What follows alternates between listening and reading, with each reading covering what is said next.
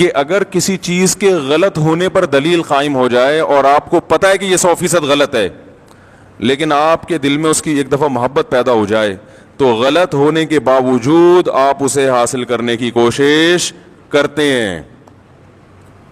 تو اگر کسی چیز کا دلائل سے برحق ہونا ثابت ہو جائے، جیسے اللہ اور اس کے رسول کا اور آپ کی تعلیمات کا، اسلام کی تعلیمات تو بہت پاکیزہ ہیں، ہر ایک کی فطرت کو اپیل کرتی ہیں، تو اگر کسی کا، یہ ایک بات یاد رکھو، اسلام کو شخصیتوں پہ نہ پرکھا کریں. سمجھ رہے ہیں نا؟ اسلام کو تھوڑا سیاست سے الگ رکھیں. اسلام میں سیاست ہے، سیاست میں اسلام نہیں ہے. اسلام میں سیاست بھی ہے مگر سیاست میں اسلام یہ نہیں ہے. کیونکہ میں بہت زیادہ لوگوں سے جو ہے نا وہ الٹی سیدھی، وہ جو میں نے ایک عمران خان کی تقریر پر حمایت کر دی تھی، اس میں بہت سارے اپنے کٹ گئے. میں نے تقریر کی حمایت کی، اس میں بھی شروع میں اور آخر میں بڑی تمہید تھی کہ اس کو آپ کوئی سیاسی رخ نہ دیں، یہ کوئی JUI کی مخالفت نہ سمجھیں یا مسلم لیگ کی مخالفت نہ سمجھیں. ایک ملک کے وزیر اعظم نے اسپیچ کی ہے. میرے پاس اب خطوط آ رہے ہیں لوگوں کے، فون تو میں اٹھاتا بہت ہی کم ہوں، خطوط آ رہے ہیں کہ آپ ہمارے دل سے اتر گئے مفتی صاحب، میں آپ کا بہت بڑا فین تھا اور میں اب آپ میرے دل سے اتر گئے ہیں، مجھے جواب دیں کہ ایک یہودی کو آپ کیسے وہ کر رہے ہیں اور ایک فلانے کو آپ کیسے وہ کر رہے ہیں. تو میں جواب نہیں دے رہا کیونکہ مجھے پتا ہے جواب دوں گا پھر اس پہ ایک نیا خط آ جائے گا. اس لیے جواب نہیں دے رہا کہ آپ میں جواب کا تحمل نہیں ہے، برداشت نہیں ہے، برداشت نہیں ہے. آپ یہ چاہتے ہیں کہ یعنی اس بنا پر بھائی آپ اختلاف کرو نا، بولو بھائی مفتی صاحب آپ نے جو وزیر اعظم کی تعریف کی غلط کی ہے، اس کا دل سے اترنے سے کیا تعلق ہے؟ کوئی شرعی مسئلہ تھوڑی میں نے بیان کیا ممبر پہ بیٹھ کے. اب بولو بھائی جو آپ دین کی باتیں کر رہے ہو ماشاءاللہ وہ تو بڑی زبردست ہیں، تو اس معاملے میں ہم آپ کے پہلے بھی فین تھے، اب بھی فین ہیں. سیاست کے معاملے میں جو آپ نے یہ بات کی ہے وزیر اعظم کی تقریر سے، ہم آپ کے متفق نہیں ہیں، ختم ہو گئی بات. مثال کے طور پر میں اگر کوئی میڈیکل سائنس کی بات کروں، میں بتاؤں شوگر کی ایک فلاں دوا ہے، میں نے ڈاکٹر سے سنا ہے بڑی زبردست ہے، آپ نے اس سے بڑے ڈاکٹر سے سنا کہ وہ زبردست نہیں ہے، تو میں آپ کے دل سے اتروں گا؟ بولو نا بھائی، دل سے اتروں گا؟ آپ بولیں گے یار میڈیکل سائنس میں انہوں نے ایک بات کہی ہے ان کی رائے کے مطابق، دوسرے ڈاکٹر نے تو اس کے خلاف کہا ہے، اب آپ کے پاس دونوں آپشن ہیں، اس کی مانیں ہمارے والے ڈاکٹر کی مان لیں. دل ول سے نہیں اتاریں گے آپ، بولیں گے ان چیزوں سے آدمی نہ دل سے اترتا ہے نہ دل پہ چڑھتا ہے. میں جب طالب علم تھا تو ہمارے ایک استاذ نے ایک نصیحت کی ہمیں، وہ اس وقت نصیحت سمجھ میں نہیں آئی، اب آتی ہے سمجھ میں. انہوں نے کہا دیکھو عوام کی عقیدت سے کبھی متاثر نہیں ہونا، صحیح ہے نا؟ جو عوام آپ سے کہنا حضرت حضرت ماشاءاللہ ماشاءاللہ آپ کے چپل بھی اٹھا رہے ہیں، اس سے کبھی متاثر نہیں ہونا، دھوکے میں نہیں آنا. میں نے کہا کیوں؟ انہوں نے فرمایا 2 منٹ میں ان کی عقیدت تیل ہو جاتی ہے. سمجھ رہے ہیں نا؟ ذرا سی کوئی بات دائیں بائیں ہوئی جو ان کے مزاج کے خلاف ہوئی، وہ ساری عقیدت ختم، گالیاں دینے پہ آ جائیں گے، حوصلہ نہیں ہے. مولانا طارق جمیل صاحب کے ساتھ کیا کیا ہے؟ انہوں نے اگر عمران خان کی تعریف کر دی، آپ کہہ دو غلط تعریف ہے، ختم. ساری زندگی کی ان کی محنت، ہزاروں گناہگاروں کو ان کے ہاتھوں اللہ نے توبہ کی توفیق دی. کیا اللہ نے، اب تو وہ عمر زیادہ ہو گئی، اس طرح سے وہ بول نہیں سکتے، عمر زیادہ ہو گئی ہے اور بیماریاں نے گھیرا ہوا ہے ان کو، تو ان کی آپ تقریریں سنیں جوانی کی، کیا دلوں، سخت دلوں کو انہوں نے، سخت دلوں کو نرم کیا ہے، کیسے بڑے بڑے گناہگاروں کو ان کی وجہ سے توبہ کی توفیق ملی ہے. ساری زندگی کی محنت ایک طرف، ایک وزیر اعظم کی ذات پر انہوں نے تھوڑی سی بات کر لی کہ اچھا آدمی ہے، تو وہ ساری محنت اور وہ عقیدت ایک دم ہوا ہو گئی. ہم نے تو اس کی ذات کی تعریف بھی نہیں کی ہے، ہم نے تو یہ کہا ہی نہیں کہ اچھا ہے کیا برا ہے، ہم نے تو یہ کہہ دیا تقریر اچھی ہے. اس پہ خطوط آ رہے ہیں، آپ ہمارے دل سے اتر گئے. میں کوئی کہہ رہا ہے میں 8 سال سے سن رہا تھا، کوئی کہہ رہا ہے میں 15 سال سے سن رہا تھا، کوئی کہہ رہا ہے میں جناب آپ کو، میں تو ساری رات آپ کے بیان بیٹھ کے سنا کرتا تھا، سوتا نہیں تھا، لیکن آپ میرے دل سے ہمیشہ کے لیے اتر گئے ہیں. بھائی اتنا تو پھر آج اس بات پہ نہیں, کل کسی اور بات پہ اتر جائے گا, آپ اتر جاؤ گے آپ ٹریک سے. اتنا چھوٹا ظرف اگر رکھو گے تو دنیا میں کسی سے بھی فائدہ نہیں اٹھاؤ گے, اس لیے کہ آج آپ دل سے عقیدت کر رہے ہو نا, اور عقیدت میں غلو کی وجہ سے ہمارے آپ کے دل سے ہم اتر رہے ہیں, کل ان سے کوئی مسٹیک ہوگی وہ بھی آپ کے دل سے اتر جائیں گے. تو ایسے آدمی کے دل میں کبھی کوئی پنپ سکتا ہی نہیں ہے. ظرف بڑا رکھیں, یہ بول لیا کریں بھائی غلطی ہو گئی مفتی صاحب سے. آپ کا خیال اگر ہے کہ ہم نے غلط کہا, بھائی مفتی صاحب بہت اچھے, آپ کے خیال میں, وہ تو اللہ ہی جانتے اچھے ہیں کہ نہیں ہے, لیکن آپ کہیں گے بھائی میرے خیال میں مفتی صاحب بہت اچھے, یہ والی بات مفتی صاحب کی میں اس سے متفق نہیں ہوں, ختم. اس میں کون سا مسئلہ ہے بھائی؟ اتنا بڑھاتے ہیں یار ان چھوٹی چھوٹی باتوں کو. آپ بولو حضرت مولانا طاری جمیل صاحب بہت اچھے, اللہ نے ان سے بڑا کام لیا, بڑا تقوی, بڑی للہیت, یہ جو انہوں نے عمران خان کی تعریف کی. آپ جو ان سے اختلاف کرتے ہیں بولے بھائی اس معاملے میں ان کی رائے سے متفق نہیں ہوں, باقی ان کا کام اللہ نے عقیدت محبت ہے ان سے, اللہ ان کی عمر میں برکت دے, یہ والی. اور کبھی ملاقات ہوئی تو میں ان سے کہہ دوں گا کہ حضرت یہ آپ نے اچھا نہیں کیا, بس ختم. جن کی رائے میں انہوں نے اچھا نہیں کیا اور جن کی رائے میں اچھا کیا وہ کہیں بہت اچھے, کیپ اٹ اپ. ٹھیک ہے. تو اتنا چھوٹا ظرف, اور جس کا یہ ظرف ہوتا ہے وہ کسی بھی جگہ نہیں پنپتا. دیکھو رسول اللہ صلی اللہ علیہ وسلم نے ارشاد فرمایا, خواتین سے خطاب کیا کہ عورتیں جہنم میں مردوں سے زیادہ ہوں گی. خواتین نے پوچھا کیوں؟ اس حدیث میں تو ہے عورتیں زیادہ ہوں گی, دوسری حدیث میں آتا ہے جنت میں بھی عورتیں زیادہ ہوں گی, ایک اور حدیث ہے. یہ میں اس لیے کہہ رہا ہوں کہ خواتین ڈر جاتی ہیں کہ ہم یہاں بھی وہاں بھی ہمیں دعا اگر کھو, یہ کیا مذاق ہے. وجہ اس کی یہ کہ خواتین کی آبادی ہی زیادہ ہوگی, تو ظاہر ہے ادھر بھی زیادہ تو ادھر بھی زیادہ. تو پوچھا گیا بھائی وجہ کیا ہے؟ آپ نے فرمایا تکفرن العشیر, شوہر کی نافرمانی کرتی ہو. ناشکری, نافرمانی نہیں, کفر کہتے ہیں ناشکری کو. کیسے ناشکری؟ فرمایا ساری زندگی کھلاتا ہے پلاتا ہے. آج کوئی مرد بیوی کو چھوڑ دے, بیچاری کا کیا پرسان حال ہوتا ہے ہمارے معاشرے میں. گھر اس کو لے کے دیتا ہے, گیس بجلی کا بل, چھت مہیا کی, اس کو تحفظ دیا, اس کی اولاد کا ہمیشہ کے لیے محافظ بنا, اتنے بڑے بڑے انعامات احسانات.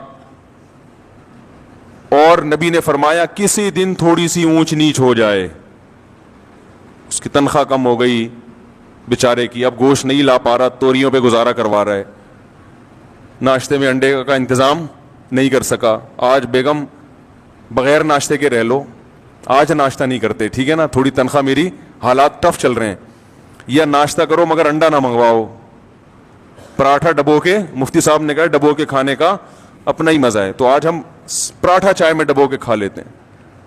تو نبی صلی اللہ علیہ وسلم نے فرمایا کبھی کچھ ہو جائے نا تو کیا عورت تانا کیسا دیتی ہے, ما رأیت منک خیرا قط, میں نے کبھی بھی آپ سے خیر, سب عورتیں نہیں لیکن بہت سی عورتیں یہ کام کرتی ہیں کہ میں نے آپ سے کبھی خیر نہیں دیکھی, میں اس گھر میں آئی ہوں مجھے ملا کیا ہے. کتنا بڑا زندگی بھر کے ہمارے مسلم معاشرے میں تو مرد تو بہت زیادہ تحفظ دیتا ہے. کیسے باپ اپنی بیٹی کے لیے رشتے تلاش کر رہے ہوتے ہیں کیونکہ اچھا آدمی مل جائے, اور پھر طلاق سے ڈرتی بھی ہیں, کہتی ہیں طلاق دے کے مجھ پہ ظلم کر دیا, مجھے یہ کر دیا. طلاق دے کے کیا کیا اس نے؟ اپنے آپ سے جدا کر دیا نا, تو اب رو کیوں رہی ہو؟ اس کا مطلب وہ نہ دیتا تو تم پر احسان تھا اس کا کہ اس نے تمہیں ٹھکانہ دیا ہوا ہے. اور دینا غلط سمجھا جاتا ہے معاشرے میں, اس لیے کہ وہ جو تمام تحفظات اس نے دیے ہوئے تھے وہ تم سے چھین لیے ہیں. تو نقصان عورت کا ہوتا ہے کہ نہیں ہوتا؟ تو کتنی بڑی فضیلت ہے. لیکن نبی نے فرمایا کہ تکفرن العشیر, جو عشیر ہے نا ہمیشہ ساتھ رہتا ہے, تو اس کی ناشکری کرتی ہو. تو بھائی اس سے صاف پتہ چلتا ہے کہ جب کسی کی خدمات زیادہ ہوں, باپ اور ماں کا بھی یہی حکم ہے, ابا کو برداشت کرنے کا حکم ہے کہ نہیں ہے؟ آپ کے والد صاحب اگر آپ جے یو آئی میں اور ابا پی ٹی آئی کی تعریفیں شروع کر دیں عمران خان کی, ابا کو بولو کہ ابا آپ میرے دل سے اتر گئے, بولو گے؟ بولو نا بھائی. آپ جے یو آئی کے ہو, آپ دھرنے میں شرکت کے لیے جا رہے ہو اور ابا نے کہا پی ٹی عمران خان زندہ باد, آپ بولو گے یار ابا ایسی باتیں نہیں کرو یار, بس یہی بولو گے نا, ابا یہ نہیں کرو یار, میں دھرنے میں جا رہا ہوں, آپ کہہ رہے عمران خان زندہ باد. آپ ابا کو لکھ کے دو گے ابا آپ میرے دل سے اتر گئے, ابا بولے گا دفع ہو یہاں سے, میں تیرے دل سے اتر گیا, تو میرا باپ ہے جو میرے تانے دے رہا ہے دل سے اتر گیا. تیری اوقات کیا؟ باپ یہی کہے گا نا، میں نے جنا ہے تجھے، ساری زندگی میں نے کھلایا پلایا. تو ماں کو بھی کوئی تانا نہیں دے سکتا. ہمیں یاد ہے جب ضیاء الحق کا دور تھا، ہم بہت چھوٹے بچے تھے اس وقت، تو ضیاء الحق نے ریفرینڈم کروایا تھا کہ اسلام چاہتے ہو تو ہاں، اسلام نہیں چاہتے تو نہ. بہت ہوشیار آدمی تھا ضیاء الحق بھی. اس نے ریفرینڈم کروایا تھا کہ اگر آپ اسلام چاہتے ہیں تو مزید 5 سال کے لیے مجھے ووٹ دے دیں. تو ہمارے خاندان میں ایک بوڑھی خاتون تھی، ہیں اب تو بوڑھی ہو گئی، اس وقت تو اتنی بوڑھی نہیں تھی، وہ ہماری محرم رشتہ ہے ان سے. وہ نا پہ ٹھپا لگا کے آ گئیں. بڑے ہم نے کہا بھائی کیا اسلام نہیں چاہیے؟ انہوں نے کہا اسلام چاہیے، ضیاء الحق نہیں چاہیے ہمیں. انہوں نے کہا اسلام چاہیے ہمیں، ضیاء الحق نہیں چاہیے. ان کو نہیں پسند ہوگا ضیاء الحق. تو باقی اکثر لوگ ہاں پہ جا کے ٹھپا لگا رہے تھے. تو ہمیں ان کی بات پہ ہنسی آئی. ہم جو تھے ضیاء الحق کی طرف تھے. ہم سمجھتے تھے کہ بھئی یہ دیندار آدمی ہے، تہجد گزار آدمی ہے، یہ اسلام کو، اور اس نے بہت حد تک کیا بھی ہماری رائے کے مطابق کام. وفاقی شرعی عدالت بنائی، مفتی تقی صاحب کو اس کا جج بنایا، حدود آرڈیننس سارے ضیاء الحق کے ہی بنائے ہوئے ہیں. اس کے دور میں جو جتنی ٹی وی اینکرز تھی سب کے سر پہ دوپٹہ ہوتا تھا. بہت سارے کام اس نے کیے اور بہت سارے کر سکتا تھا، مگر لوگوں نے اس کا ساتھ نہیں دیا. لیکن اس میں بھی رائے کا اختلاف ہو سکتا ہے. کوئی کہتا ہے امریکی ایجنٹ تھا، کوئی کہتا ہے کیا ہوا. ایسا نہ ہو جو تھوڑے بہت جن کے دلوں سے میں نہیں اترا، اب ان کے دلوں سے بھی اتر جاؤں کہ آپ تو ضیاء الحق کی حمایت کر رہے ہو. تو 2 منٹ لگتے ہیں دل سے اترنے میں. تو وہ نا پہ لگا کے آ گئیں. اب وہ ہمارے خاندان کی بڑی خواتین، ہم ان سے یہ کہتے ہیں آپ ہمارے دل سے ہمیشہ کے لیے اتر گئیں. تو بھائی رشتے ہیں ٹھیک ہے نا کا، اور ہم نے بظاہر تو یہ کفر ہے نا کہ اسلام نہیں چاہیے. وہ کہتی ہے اسلام چاہیے. یہ ضیاء الحق نے اسلام کا ان کے رائے کے مطابق لیبل لگایا ہوا ہے کہ اب اسلام تو ہر آدمی کہے گا نا ہاں. تو ہاں کا مطلب یہ کہ اگلے 5 سال کے لیے میں دوبارہ آ رہا ہوں. تو بھائی ہمارے اپنے رشتے داروں میں ہم جب بیٹھتے ہیں، کوئی جے یو آئی کی حمایت کر رہا ہوتا ہے، کوئی پی ٹی آئی کی حمایت کر رہا ہوتا ہے. اب جو خاندان کے بڑے بزرگ ہیں ہم ان سے تمیز سے احترام سے تھوڑی سی ڈیبیٹ کر لیتے ہیں، بحث کر لیتے ہیں. بھائی ٹھیک ہے آپ کی رائے ہے، بڑے بزرگ تو بزرگ ہی رہیں گے. اب یہ تھوڑی کہ وہ پی ٹی آئی میں چلا گیا تو وہ ہمارے دل سے اتر گیا، وہ جے یو. بھائی بڑے خاندان کے رشتہ ہے. دوست احباب میں بھی ایسا ہی ہوتا ہے. ہم جب بیٹھتے ہیں ہمارے دوستوں میں، ہمارے شاگردوں میں، میرے شاگردوں میں کوئی جے یو آئی کا ہے، کوئی پی ٹی آئی کا ہے، وہ بیٹھے ہوئے ہوتے ہیں. اب وہ کہ آپ ہمارے دل سے اتر گئے. میں کہوں گا دل سے اتر گئے تو میں تو سبق نہیں پڑھاؤں گا. جب تمہارا استاد سے تمہیں عقیدت محبت ہی ختم ہو گئی تو میں تمہیں تفسیر کیوں پڑھاؤں؟ میں کیوں پڑھاؤں بھائی تمہیں تفسیر؟ اتنا بڑا تانا تم نے دے دیا کہ آپ ہمیں سمجھ میں ہی نہیں آ رہے نا. تو جب پھر اس سے پڑھو جو تمہیں سمجھ میں آ رہا ہے. جو سمجھ میں نہیں آ رہا اس سے کیوں پڑھ رہے ہو؟ تو چھوٹا دل نہ رکھو میرے بھائی. ظرف کو کیا کرو؟ دوسرے کی رائے سننے کا تحمل پیدا کریں.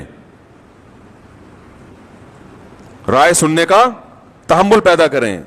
میں بہت کچھ بول سکتا ہوں ممبر پہ بیٹھ کے، بہت کچھ دلائل کے تانے بانے ملا سکتا ہوں، آپ بھی ملائیں. لیکن ہم تو ایک اصولی اور ضابطے کی بات کر کے آگے نکل جاتے ہیں کہ اصول اور ضابطے میں بھئی یہ ہم یہ کہہ رہے ہیں کہ یہ کام اچھا کیا، فلاں اگر کرے گا تو ہم اس کو بھی اپریشیٹ کریں گے، فلاں آدمی کا فلاں کام اچھا ہے. اور وہ قرآن و سنت نہیں بن جاتا، وہ ہماری رائے ہوتی ہے. تو اگر کوئی عالم پی ٹی آئی میں چلا جاتا ہے، میں کہتا ہوں کوئی عالم دین اگر پی ٹی آئی میں چلے بھی جائیں، دیکھو ایک زمانہ تھا، سیاسی باتیں نہیں کرنی چاہیے لیکن اب وہ دین کی جب تک میں مثال نہیں دوں گا تو جو میں شریعت ہی کا قاعدہ بتانا چاہ رہا ہوں سمجھ میں نہیں آئے گا.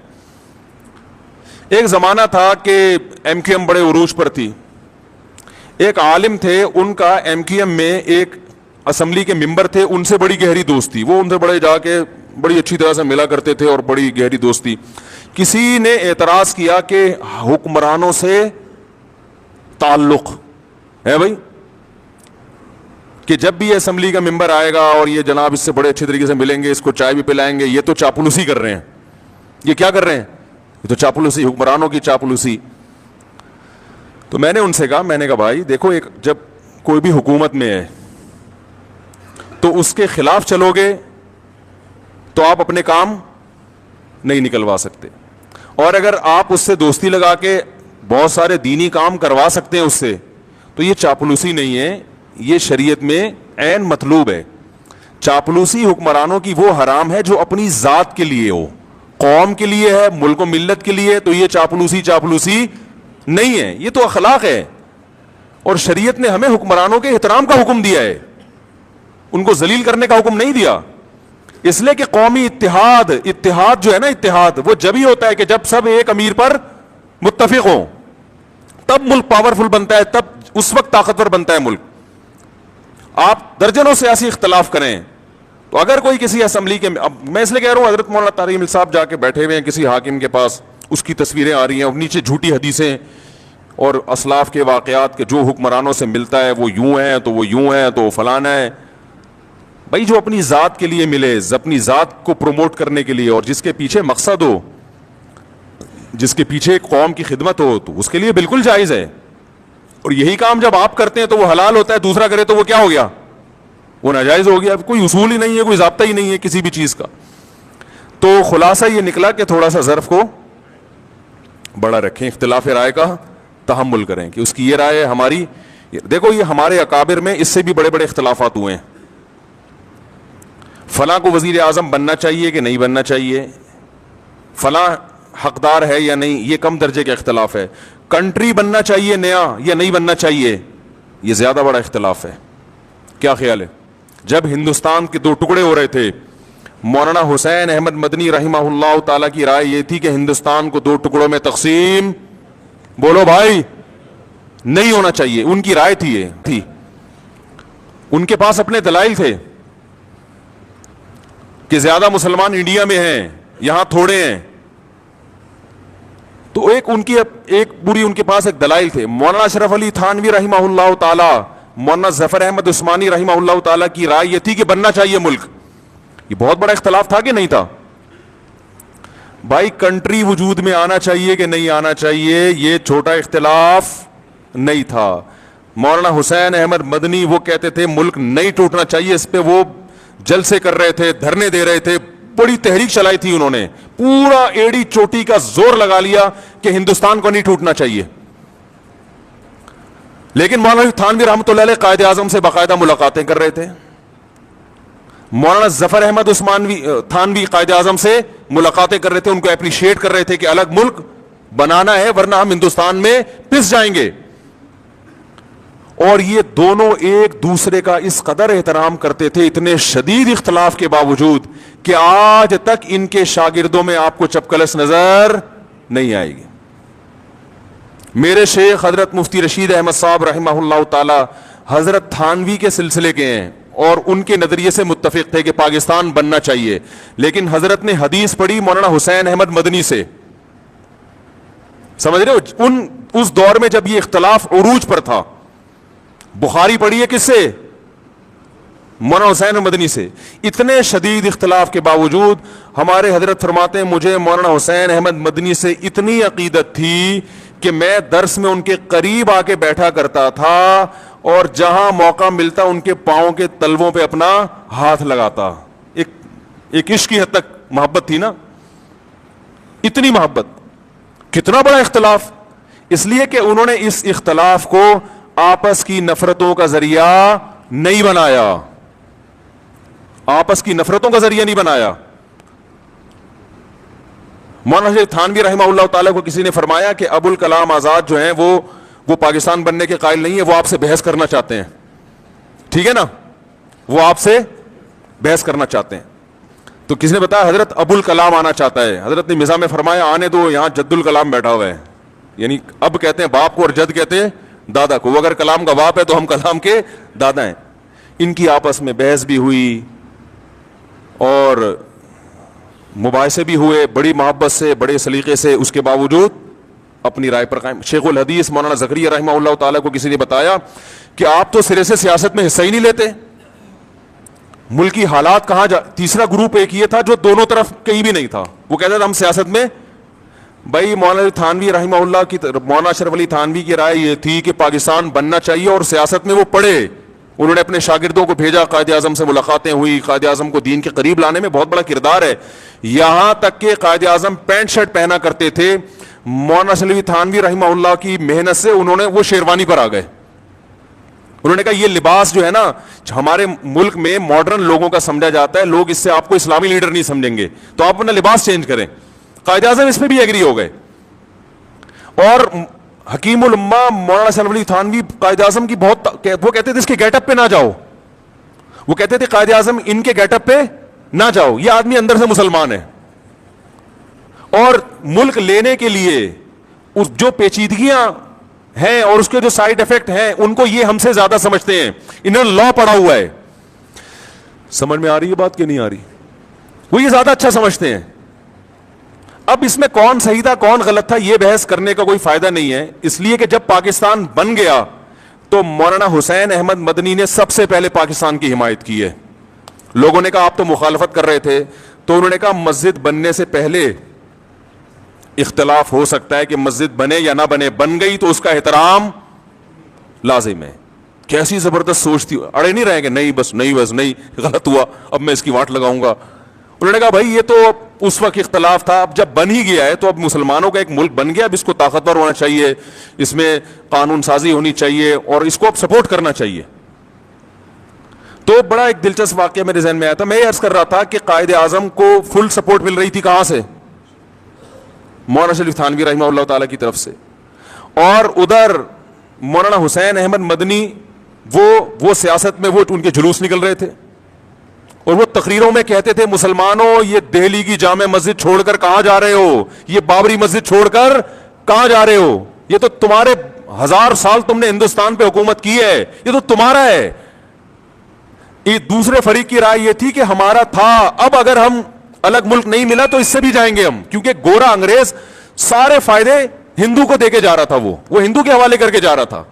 دونوں کی رائے تھی, دونوں کے دلائل تھے, اس کی سنتے لگتا وہ صحیح کہہ رہا ہے, اس کی سنتے لگتا وہ صحیح کہہ رہا ہے.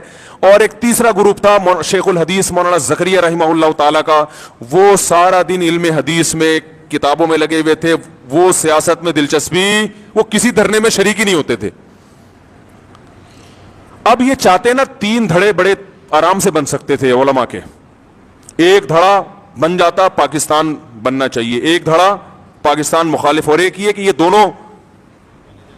دونوں جو ہے نا فتنہ پرست ہیں, ہمیں تو اللہ اس کے رسول کے بس دین میں لگنا چاہیے. یہ تینوں اپنے مریدوں کو تیار کرتے اور بولتے کہ تم اس کی مجلس میں نہیں جانا, اس درس حدیث نہ سننا مولانا حسین مدنی کا. اور مولانا حسین مدنی درس بھی کہاں دیا کرتے تھے؟ مسجد نبی میں نبی صلی اللہ علیہ وسلم کے روضہ اطہر کے سامنے بیٹھ کے, پوری دنیا سے لوگ آ کے ان کا بخاری کا درس سنا کرتے تھے. یہ اتنا یعنی علم حدیث پہ عبور تھا کہ